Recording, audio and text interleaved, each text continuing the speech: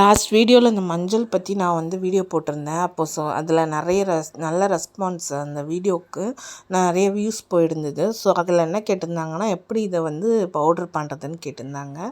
So இந்த மஞ்சளை வந்து ஃபஸ்ட்டு தண்ணியில் போட்டு நல்லா ஊற வச்சிட்டிங்கன்னா அதில் இருக்க அந்த மண்ணெல்லாம் நல்லா வந்துடும். வாஷ் பண்ணிவிட்டு அதுக்கப்புறம் ஒரு இட்லி குண்டானில் போட்டு நல்லா ஸ்ட்ரீம் பண்ணி ஒரு 25 மினிட்ஸ் ஸ்டீம் பண்ணிவிட்டு அதுக்கப்புறம் தோலை கொஞ்சம் அப்படியே பீல் பண்ணிவிட்டு 3 நாள் நல்ல வெயிலில் காய வைக்கணும்.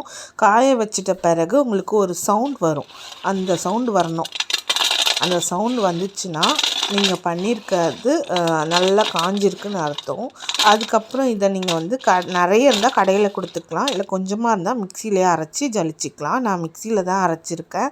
இது வந்து நீங்கள் சமையலுக்கு யூஸ் பண்ணிக்கலாம், ஃபேஸ்க்கும் போட்டுக்கலாம். நல்ல ஹோம்மேடாக நம்ம பண்ணுறதுனால ரொம்ப நல்லது. தேங்க்யூ. ட்ரை பண்ணி பாருங்கள்.